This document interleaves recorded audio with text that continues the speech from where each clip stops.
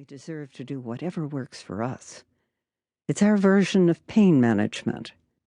But I never wanted to embellish or soften the edges around the truth.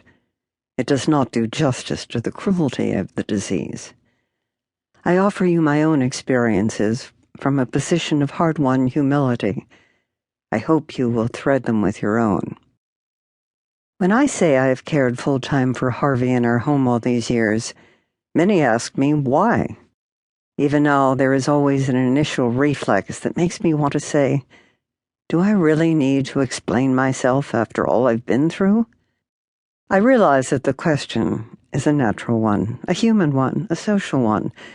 The interlocutors are not judging me, but rather vicariously checking themselves.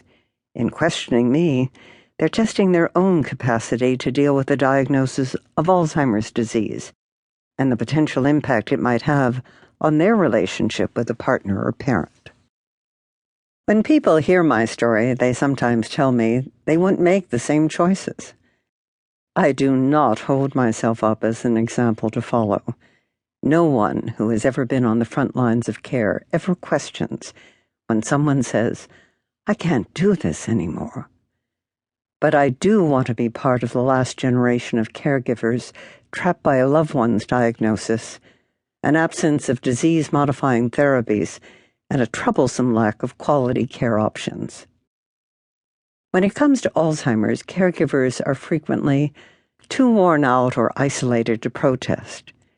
Perhaps this is why advocacy around the disease has often lacked the passion and energy that characterize the cancer and HIV/AIDS communities.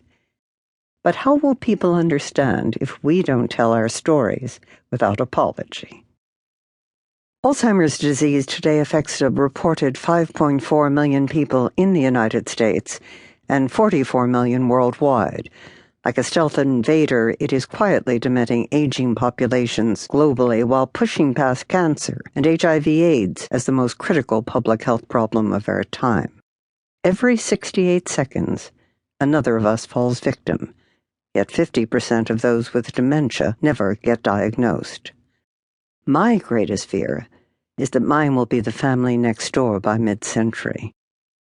There is not a single FDA-approved drug that actually slows the progression of Alzheimer's disease. There have been too many failed late-stage clinical trials with promising drugs that seemed to work, until it became clear they did not.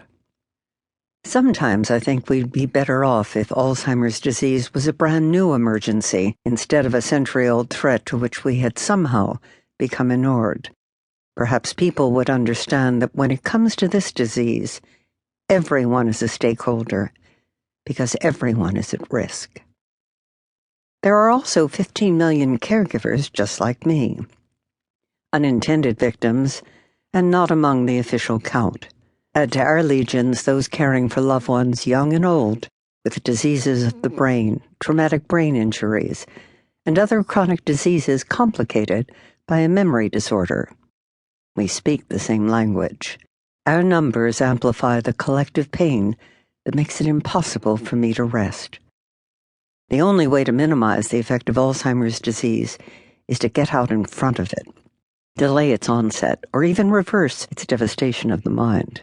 We need to move toward early diagnosis and study adults who do not yet show symptoms, people like you and me. Such a decision entails hard personal choices, risks, and emotional discomfort. It means demanding safe and clinically valid genetic tests that let us learn if we are at a higher risk for getting Alzheimer's disease.